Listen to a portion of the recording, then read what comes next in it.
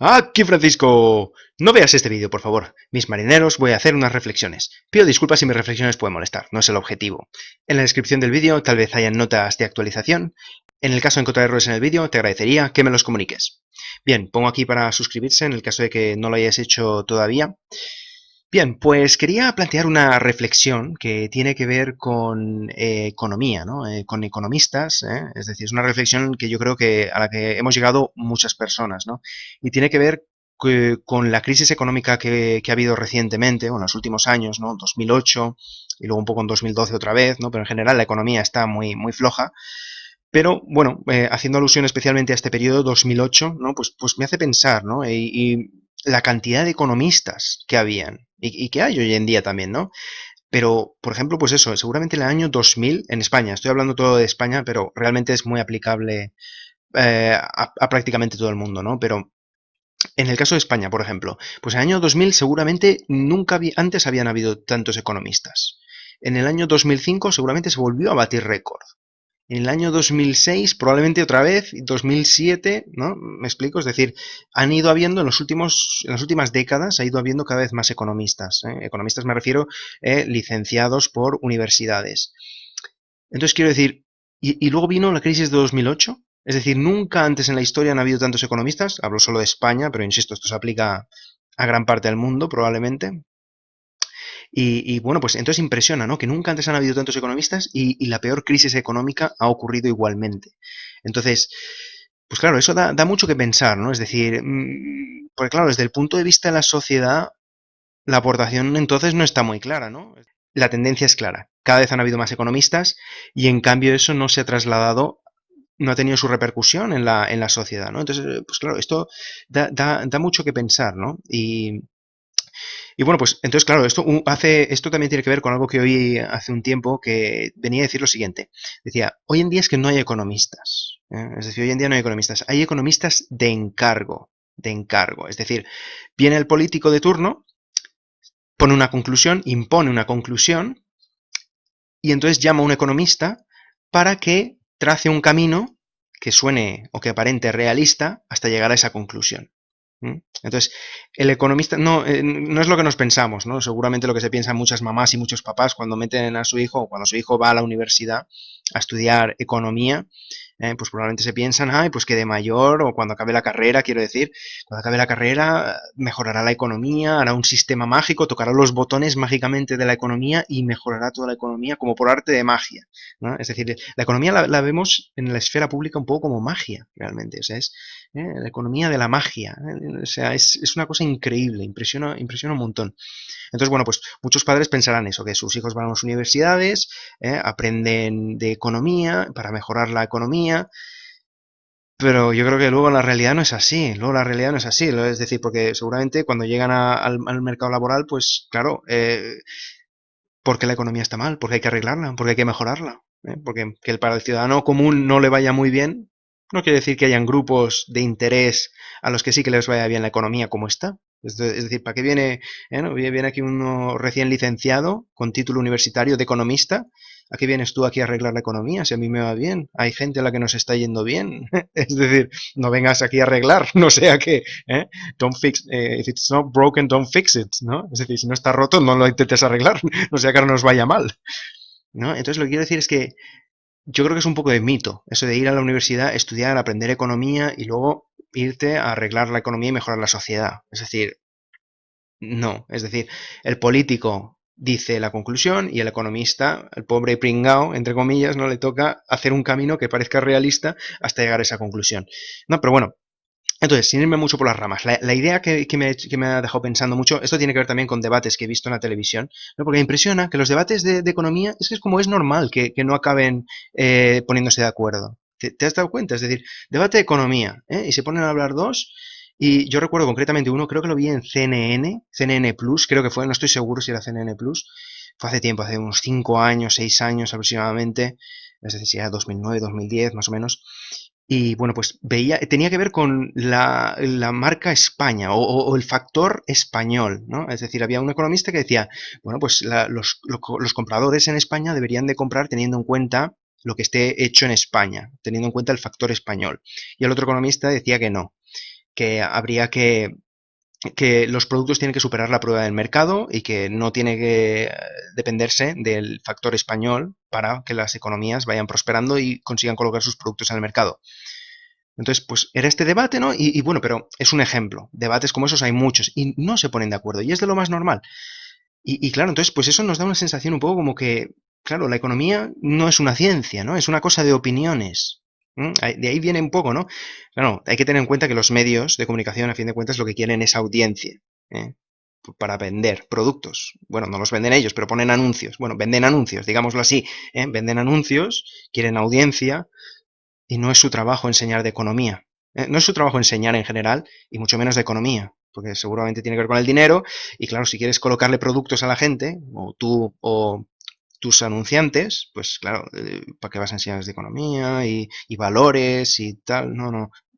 Es decir, hay que entenderlo así, son empresas privadas y su función no es enseñar, ¿eh? No es enseñar. Entonces, su función es entretener, supongo, que sería lo más acertado, porque quieren audiencia, ¿no? Eyeballs, ojos, quieren audiencia, quieren audiencia. Entonces, por eso muchas veces insisto que los medios de comunicación dicen cosas que queremos oír, no cosas que son correctas. Entonces, pues estimula el consumo, no trabajar no, valores no, ¿no? Porque ya, como os he dicho alguna vez, en las películas impresiona, ¿no? Que el bueno es siempre una persona muy, muy humilde, ¿no? Tipo periodista, ¿no? Periodista, el Superman, ¿no? El superhéroe, periodista, o el Spider-Man, que era un estudiante, ¿no? Un estudiante, un pobrecito que vivía con su tía May.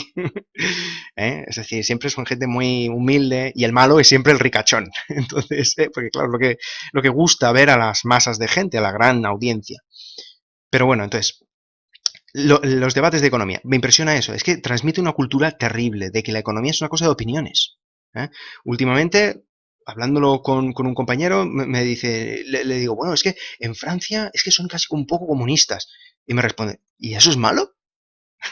¿Y eso es malo? Es decir, es el problema que en España, y en muchas partes de Occidente, dicho sea de paso, pero bueno, yo me centro en España, escuchamos demasiado a los políticos. Escuchamos demasiado a los políticos, vemos la televisión, en el telediario, escuchamos demasiado a los políticos. De economía no se sabe. Entonces, el comunismo es terrible, porque es el problema es que le damos el enfoque político a todo. Le damos el enfoque político. Enseguida le damos el spin político, le damos la vuelta ¡pum! Hacia el lado político. Desde el punto, yo hablo de economía, no estoy hablando de política, no estoy hablando ni de filosofía, ni de... No, no, desde el punto de vista de economía, el comunismo es una catástrofe, o por lo menos hasta ahora lo ha sido. Hasta ahora lo ha sido. El capitalismo, por ahora, de momento bien. En el futuro ya veremos. Posiblemente no acabe tampoco bien. Pero el comunismo es una catástrofe. Es decir, he hecho vídeos de economía, os animo a que los veáis. Y es decir, la economía es una ciencia. Esto ya se ha probado, ya se ha hecho antes. El comunismo ya se probó.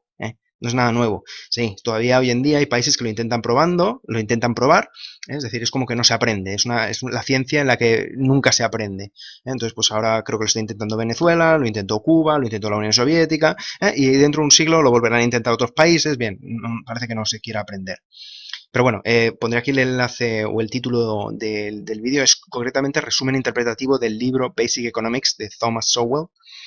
Y bueno, pues entonces ahí se va viendo pues que la economía es eso, es una ciencia, ¿no? Entonces, pues los debates televisivos nos transmiten la idea de que es una cosa de opiniones, sobre todo los debates porque no acaban en acuerdo, los economistas no acaban poniéndose de acuerdo. Entonces a mí lo que se me ocurre es una idea, ¿no? Es decir, bueno, pues vamos a ver, los dos son titulados, universitarios, ¿no? Tienen títulos universitarios de que son economistas. Pues mira, podríamos hacer lo siguiente. En cada debate, digamos, debate oficial, o debate que se transmite por televisión, ¿no? Habría que pulir los matices, ¿no? Tener cuidado con los matices. Pero, para simplificar, debates públicos o televisados o transmitidos por los medios de comunicación masivos, con un mínimo de audiencia, se podría decir. Bueno, pues que no acaben con los dos economistas poniéndose de acuerdo, se les debería retirar el título universitario de economista a los dos. ¿Qué os parece eso? Yo creo que eso es una idea genial. Y no sé si es extrapolable, no lo he pensado, no le he dado vueltas sobre si sería extrapolable a otras profesiones, a otros campos, pero desde luego en el campo de la economía yo creo que sería una contribución extraordinaria. Bueno, y volviendo un poquito a la idea que estaba diciendo antes, ¿vale? ¿Y por qué la televisión? Claro, el problema está que la voz de los economistas auténticos, de corazón, de los que quieren realmente, de los que saben y quieren, que las dos cosas siempre son importantes, aptitud y actitud. Tener capacidad, tener el conocimiento, saber y luego querer. Un profesor necesitas dos cosas siempre. Con una no sola no vale. Si quiere enseñar pero no sabe, no sirve de nada. Y si sabe pero no quiere enseñar, no sirve de nada, porque te va a contar mentiras, te va a contar tonterías, no te va a contar la verdad, o te va a hablar sin decir nada, que eso a veces pasa mucho también. Lo de actitud y aptitud se nota sobre todo con compañeros de trabajo. Es decir, cuando tienes un compañero de trabajo que sabe mucho, pero no quiere enseñarte, no vas a aprender de él. Y cuando quiere enseñarte, pero no tiene ni puñetera idea, no tiene aptitud, tiene actitud, pero no tiene aptitud, es decir, tiene ganas de enseñarte, pero no sabe, tampoco te sirve. Es decir, necesitas gente con actitud y aptitud. ¿eh? Actitud que quiere enseñarte y aptitud que sepa. Eso es muchas veces lo que cuesta de encontrar, ¿no? Gente que tenga las dos. Que tenga las dos. Es decir, las dos. Es esencial. Solo una no te vale. Ninguna de las dos te vale sola. Necesitas las dos, actitud y aptitud. Entonces, hace falta siempre las dos cosas, aptitud y actitud. ¿Qué pasa? Que los economistas así, que en parte yo me considero uno de estos, yo me considero un economista auténtico, porque estoy leyendo un libro de economía, bueno, leí parte de uno, ¿vale? No es mucho, pero aquí viene lo importante no es cuánto, es un mito muy tradicional del medio del sistema educativo, ¿no? Cuanto más libros, más se sabe, y más libros, en principio sí, es cierto, pero no necesariamente, hay cosas más importantes también, como por ejemplo, sueldo, esa es la gran diferencia, yo no me están pagando un sueldo, entonces yo hablo de economía y hablo libremente. Ahora, en el momento en que un economista tiene un sueldo, ojo, ojo, porque entonces ya está hablando, es un economista de encargo, está comprado, ¿no? Es como un árbitro comprado, el árbitro está comprado, ¿te das cuenta? Es decir, va a hablar, tiene una voz interesada, no es imparcial, es parcial, no es neutral. Entonces, entonces, claro, las voces neutrales, un economista neutral, la voz no se oye, no se le oye, porque obviamente para que se te oiga hace falta, pues, meter trabajo y probablemente necesites medios económicos para tener un altavoz y tener audiencia o esforzarte mucho como yo estoy haciendo en parte un poco, intentando hacer vídeos, intentando alcanzar una audiencia, pero bueno, lo hago yo con mi tiempo libre, con mi esfuerzo, ¿no? Es decir, poniendo de lo mío. Pero bueno, es así como... Pero claro, mi voz es muy limitada, entonces no tiene mucho alcance. Pero en cambio, las voces más interesadas, que tienen sueldos, que trabajan para empresas específicas o grupos de interés o lobbies, claro, eso sí que tienen los megáfonos, tienen la megafonía. Entonces, claro, ese es el problema. Por eso no nos llega información verídica muchas veces. Nos llegan todo basurilla, mucha basura. O sea, es un problema de desinformación hoy en día. No es que falte información, es que sobra desinformación, ¿no? Diluye la desinformación, la información buena. Entonces, por eso digo que esto de los economistas que no se ponen de acuerdo al final del debate, se le quita a los dos el título universitario. Me parece una idea estupenda. Porque, como digo, es que mira, es que la demostración también es muy buena. Porque, mira, de entrada, si no se ponen de acuerdo, es que por lo menos uno de los dos está equivocado. Quizás los dos estén equivocados, puede ser. Pero por lo menos uno está equivocado. Y se podría decir lo siguiente, bueno, pues no podemos correr el riesgo de que haya un ignorante de economía suelto por la sociedad con un título universitario que pone yo soy economista. Entonces, solo por el riesgo y el peligro para la sociedad, se le quita a los dos el título universitario.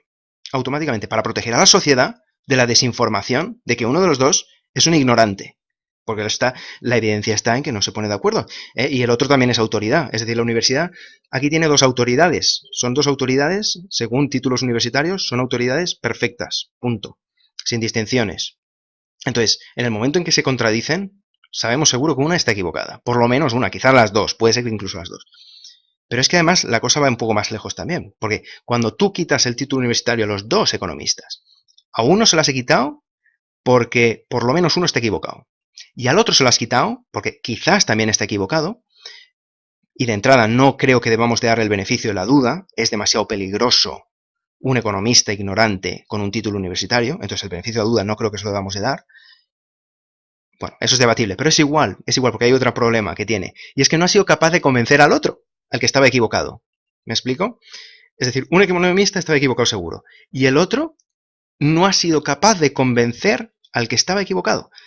Luego, si no has sido capaz de convencer a un economista que ya tiene un título, ¿qué puñetas vas a enseñar a nadie de economía si no eres capaz ni siquiera de educar y corregir a un economista?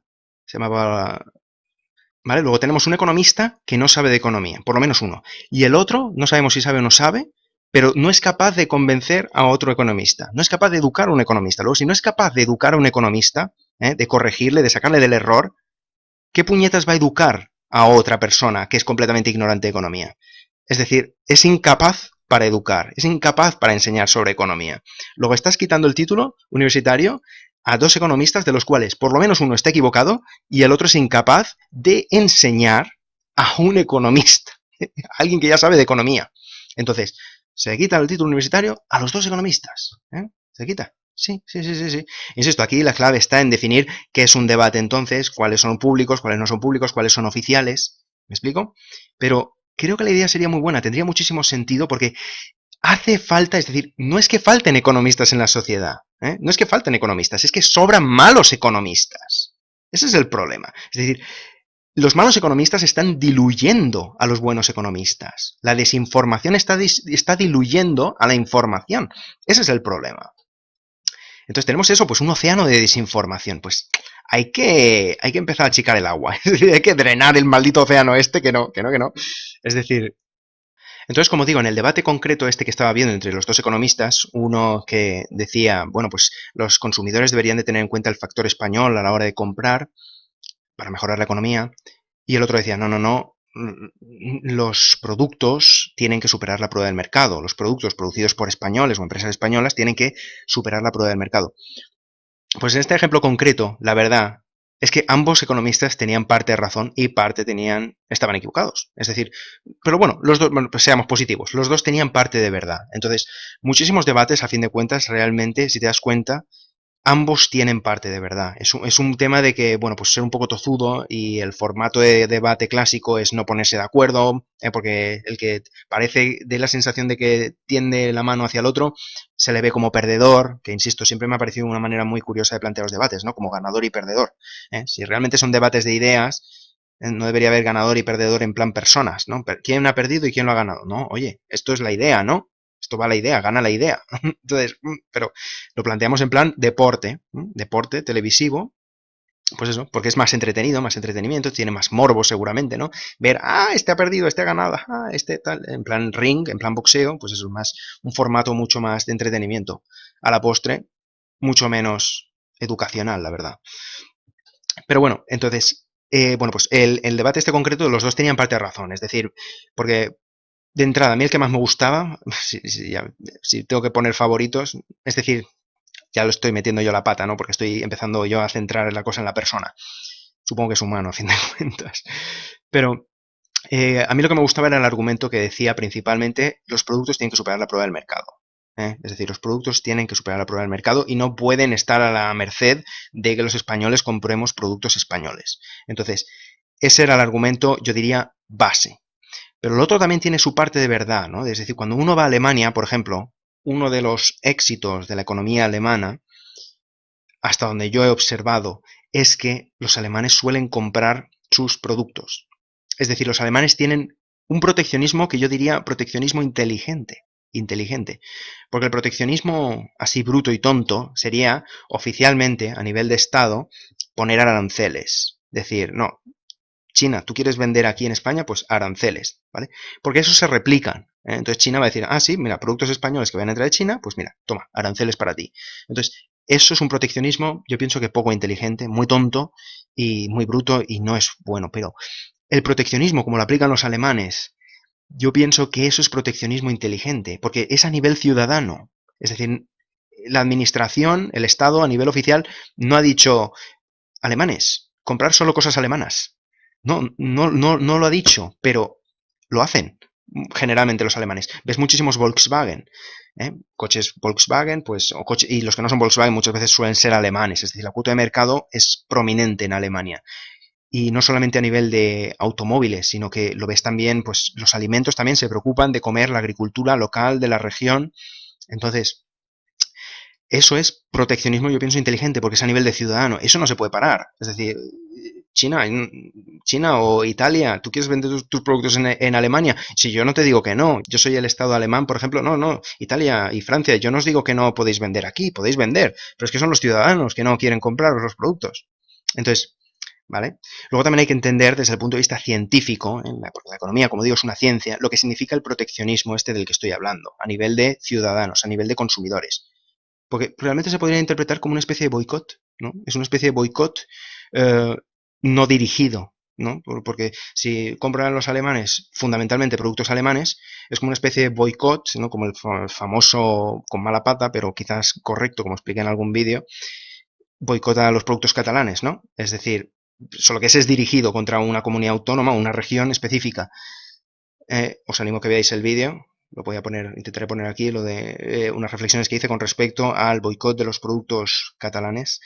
Y bueno, pues, entonces, eso es dirigido, pero los alemanes de alguna manera supongo que se podría contemplar como que están haciendo también un boicot, ¿no? Desde un punto de vista así científico, es un boicot, pero a todo el planeta, a todo Ausland, a todo fueralandia, ¿no? A todo lo que no es Alemania, a todo lo que está fuera, pues están haciendo una especie de boicot cuando están aplicando esa especie de proteccionismo. Y luego también hay que entender ambas cosas, como digo, son similares. Hay una relación entre el boicot y proteccionismo a nivel de ciudadanos, como os estoy explicando. Entonces, como son equivalentes de alguna manera, entonces solo que uno está targetizado o dirigido y el otro no. El proteccionismo no está dirigido, como digo, y el boicot a los productos de una región sí que lo está. Pues entonces, hay que entenderlo desde el punto de vista científico. Lo que significa eso es que la gente está dispuesta a pagar un impuesto. Hay que entenderlo como un impuesto que la gente paga voluntariamente. Es que sí, es que los alemanes son así, ¿eh? Son capaces de pagar impuestos voluntarios. Por su nación, todo por su nación. Es decir, he hecho algunos vídeos explicando sobre la mentalidad un poco de los alemanes, a veces crítico, pero bueno, también tiene cosas buenas. Tengo pendiente hacer algunos vídeos un poco más explicando las cosas buenas. Supongo que en los primeros vídeos quizás quería desahogarme un poco, ¿no? De algunas malas experiencias que he tenido, unas malas patas, pero bueno, entonces es un impuesto que se está pagando, porque cada vez que tú, pues claro, para que sea boicot o proteccionismo, tiene que ser que tú comprarías un producto y dejas de comprarlo. Entonces dejas de comprarlo por comprar otro. Entonces, eso quiere decir que estás dispuesto a sacrificar o parte de calidad o parte de precio, o pagar más precio o combinación de ambos. Recibir menor calidad y un poquito más de precio, pagar más. Entonces, como un impuesto, estás dispuesto a recibir un poco menos de calidad o pagar incluso un poquito más. ¿Me explico? Es decir, por ejemplo, para que no sea tan abstracto. Si, por ejemplo, un producto, ¿cuál es el cava, no? Un producto típico catalán. Pues cava te lo encuentras en España, en Extremadura, por poner un ejemplo. Si tú fueses a comprar, porque el boicot, insisto, solamente funciona cuando ibas a comprar, tu primera opción de compra iba a ser el producto catalán, porque si no lo ibas a comprar igualmente, no estás haciendo un boicot por no comprar, ¿eh? Eso no vale, eso no es boicot, eso no vale, por lo menos no se puede contemplar como boicot, es otra cosa, pero no es boicot. Entonces, boicot es cuando ibas a comprar el producto catalán, el cava catalán, por ejemplo, y dejas de comprarlo y te decantas por otro. Entonces, como se entiende que era tu primera opción, se entiende que o por calidad o por precio o por calidad-precio era tu mejor opción. Dejas de comprar ese por comprar otro, luego vas a tu segunda opción, que a lo mejor también es catalán, con lo cual vas a tu tercera opción, que a lo mejor también es catalán, con lo cual vas a tu cuarta opción. Pero cada vez que vas cambiando de opciones, se entiende que estás perdiendo o calidad o pagando más precio o perdiendo calidad-precio. Porque obviamente los clientes ordenamos los productos en nuestra primera elección. Si esta no, pues la siguiente. Si no, la siguiente. Vamos ordenándolos o por calidad, o por precio, o por calidad-precio. Alguno de los tres criterios solemos seguir para ordenar nuestras elecciones de productos. Entonces, como digo, cuando un alemán, por ejemplo, compra un Volkswagen en Alemania por el factor alemán, madre mía, sí que me estoy yendo por las ramas, pero bueno, cuando un alemán compra el coche alemán, por ejemplo, en Alemania, por el factor alemán, lo que está haciendo es, de alguna manera, bueno, pues quizás era su primera opción, iba a comprar el Volkswagen igualmente. Entonces eso no es proteccionismo realmente, porque iba a comprar eso igualmente. Pero en el momento en el que fuese a comprar un Ford, o un Fiat, o un Peugeot, y en vez de comprar alguno de esos tres, compra adrede el Volkswagen, se entiende que eso ha virado su decisión de compra, la ha cambiado adrede por el factor alemán. Entonces, está pagando una especie de impuesto, ¿no? Está pagando una tarifa, una tasa. Está pagando una tasa que es o en calidad, o en precio, o en combinación de ambas. Entonces, eso es así. Es decir, el factor español, por ejemplo, a la hora de comprar productos, es como una tasa que se está pagando voluntariamente. Entonces, pero bueno, lo que quería decir con esto es que el debate de la economía, pues eso, en mi observación en Alemania es que uno de los éxitos tiene que ver con eso, aunque se compran lo suyo, es decir, es un mercado muy inaccesible para los productos extranjeros a Alemania, estoy convencido de eso. Es decir, no es imposible, pero es difícil, es difícil, mucho más difícil que al revés, seguro, muchísimo más difícil que al revés, que en España, eh, productos de otros países sin problemas, de Alemania sin problemas, si no es español sin problemas, es decir, no somos tan patrióticos, digámoslo así, no estamos dispuestos a pagar ese pequeño impuesto, de decir, bueno, es decir, oye, tengo este producto que está hecho en China por 2 euros y este que está hecho en España por 2,50. ¡Ja! ¿Qué te crees tú que voy a pagar yo 50 céntimos más? No, me voy por... si nuestra motivación de precio era... Si nuestra motivación de compra era el precio, como suele ser muchísimo en España, dicho sea de paso. Pero bueno, estos dos economistas tenían razón, realmente, ambos tenían su parte de razón. Principalmente la idea era correcta, la que decía uno de los dos, que decía los productos tienen que superar la prueba del mercado. Pero el otro tenía su parte de verdad, que es la economía puede mejorar si tenemos un sentimiento más patriótico los consumidores y remamos un poquito, le hacemos un poquito la puñeta a los productos extranjeros y nos decantamos un poquito más por lo nuestro. Es decir, porque entonces se lo ponemos más difícil a los otros y más fácil a los nuestros. Es un poquito... entonces yo pienso que los dos tienen su parte de razón, pero bueno. Bueno, pues en el caso concreto de estos dos economistas que debatían sobre el proteccionismo, o de si el factor español debería influenciar o no en los consumidores, para que mejore la economía de España.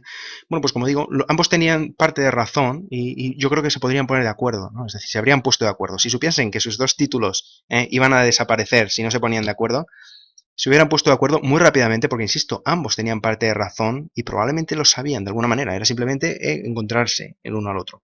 Porque ambos tienen parte de razón. Fundamentalmente, el argumento de que los productos tienen que superar la prueba del mercado, pero el proteccionismo, así a nivel ciudadano, puede ser bueno también. Entonces, es decir, no me cabe ninguna duda que la inmensa mayoría de debates de economistas en los que al final no se ponen de acuerdo, probablemente se pondrían de acuerdo. Porque es que muchas veces, como digo, en la inmensa mayoría de debates, ya no solo de economía, sino a nivel de sociedad también, es que ambos tienen su parte de verdad. Es más la actitud tozuda de querer ser el que tiene la razón por el formato del debate que lo plantea como ganador y perdedor, y nadie quiere ser el perdedor, luego se mantienen un poco tozudos ahí en sus posiciones, pero se nota que en muchos debates ambas partes tienen su parte de verdad, ¿no? Entonces, pero bueno, yo creo que he tocado la idea fundamental y es eso, que retirar títulos universitarios, por favor, una recolecta de títulos universitarios. No queremos tantos economistas, ¿no? Yo pienso en una ciudad, por ejemplo, piensa en España, por ejemplo, una ciudad, cógete como Sevilla, o como Bilbao, o Valencia, o Alicante. ¿Cuántos economistas habrá en cada ciudad esa? ¿Cuántos economistas habrá en Sevilla, por ejemplo? ¿100? No, más. Bastantes más, muchos más. Es decir, y todavía las universidades siguen formando estudiantes y cada año salen al mercado, que no sé muy bien para qué, pero bueno, salen un montón y cientos y cientos y cientos en un montón de universidades de economistas más. No lo entiendo, ¿no? Luego supongo que acaban en el aparato burocrático de la administración, pero bueno, entonces es un poco absurdo eso, es decir, es un poco absurdo, ¿no? Ahí planteo la idea un poco de eso, de retirar títulos universitarios, porque es que hay tanta desinformación, ese es el gran problema, ese es el gran problema, no es un problema de que falte formar más economistas, maldita sea, es que los que hay tienen que ser buenos y no tienen que estar diluidos por gente que está enmarranándolo todo. Pero bueno, cierro ya el vídeo, creo que tanteé un montón de cosas que quería comentar pues, sobre economía y bueno, yo creo que sería una idea muy, muy interesante, ¿no? Que la universidad se limpie un poquito también, ¿no? Porque se está convirtiendo en una impresora de títulos, ¿no? Es un buen negocio, imprimir títulos y repartiendo títulos y se ha convertido como en el ministerio de la verdad, ¿no? Porque luego los departamentos de recursos humanos de las empresas te piden, ¿tienes máster? Antes te pedían título, ahora te piden máster. Y es un cow criterion, es decir, un criterio con el que si no, es decir, y, pero bueno, eso es el mercado privado, realmente deberían de hacer lo que consideren, ¿no? Se entiende que las empresas que lo hagan mal irán a pique y las empresas que lo hagan bien prosperarán. Entonces las empresas que tengan departamentos de recursos humanos así tozudos que se centren en el título universitario probablemente no prosperarán tanto. Es lo que cabría de esperar.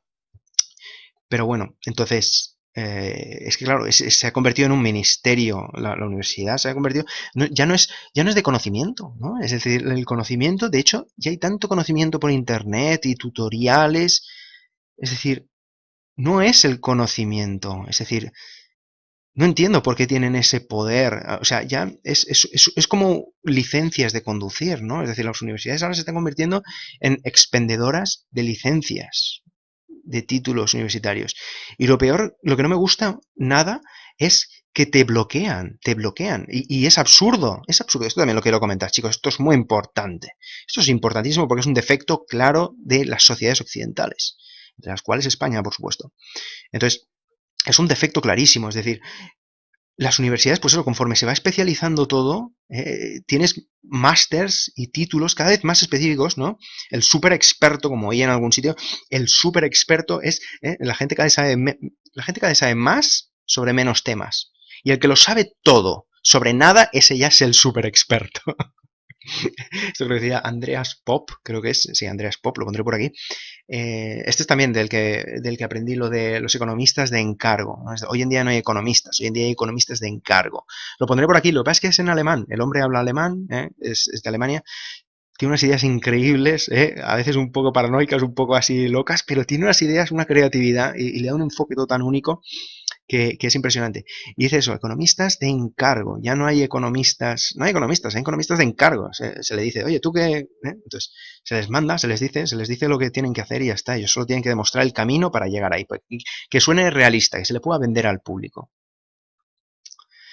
Entonces, pues eso, entonces bloquea la gente, los títulos, el sistema de licencias universitarias que tenemos, lo que hace es bloquea, porque y impide la flexibilidad laboral. Qué curioso, ¿no? Porque tanto que la Unión Europea está ahí para hacer el mercado laboral más grande, pues bien, no estaría de más corregir este defecto que hay, que es que la gente está bloqueada, ¿no? Es decir, porque muchas veces, muchas profesiones están bloqueadas porque no tienes el título correcto, pero en la práctica, las tareas que se hacen, las puede hacer hasta un niño, las podría hacer.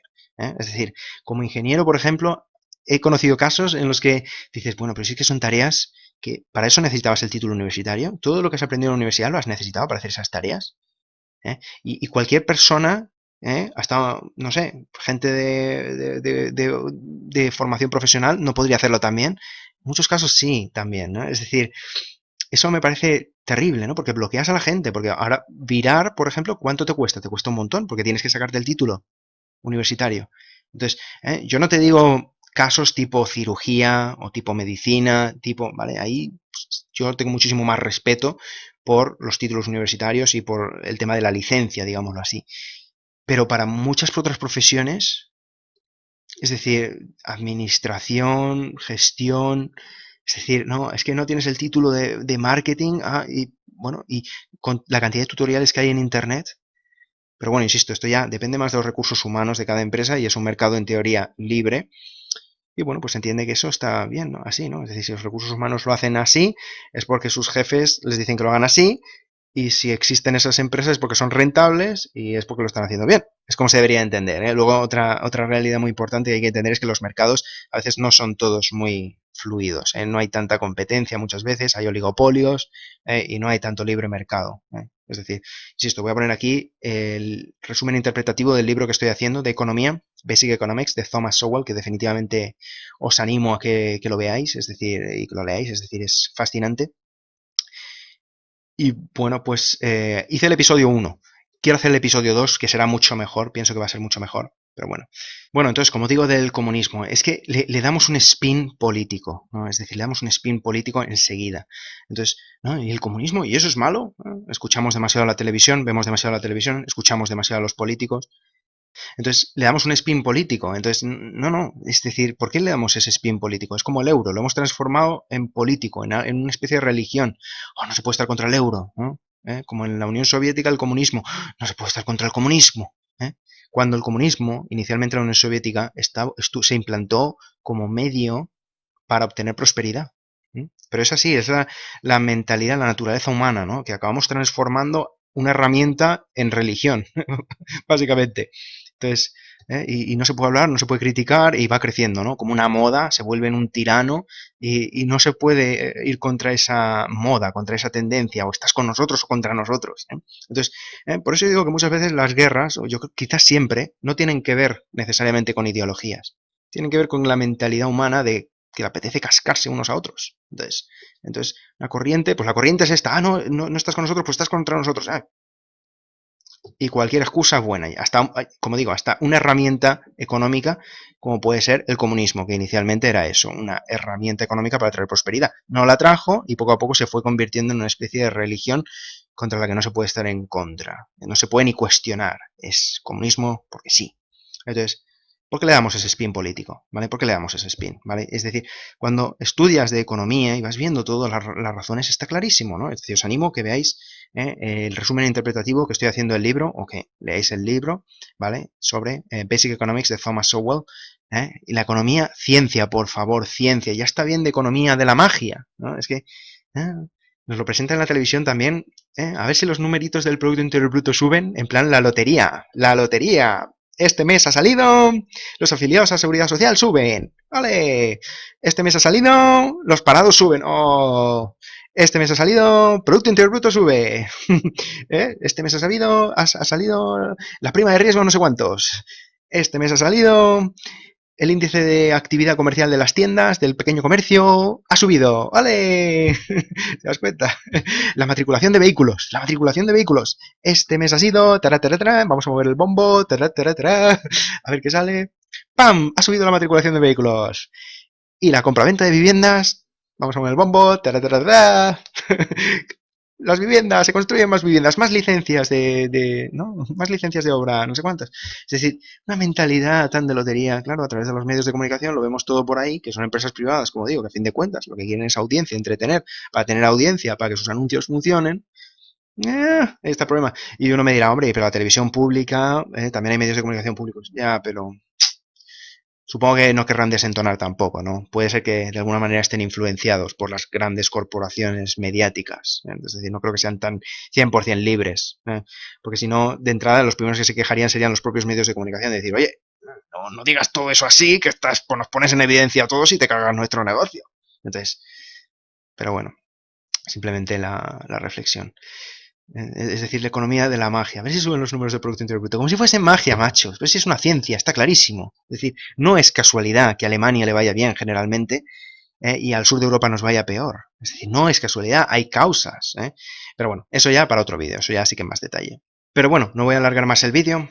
Como siempre, si te ha gustado, te animo que le des un buen me gusta, te animo a que te suscribas al canal para estar actualizado con las próximas publicaciones, te animo también a que compartas el vídeo si consideras los contenidos interesantes, y si quieres apoyar a la causa, puedes hacerlo haciendo una donación. Pues eso, como siempre, muchas gracias por haber estado ahí, gracias por haber visto el vídeo, y espero verte en el próximo. ¡Adiós!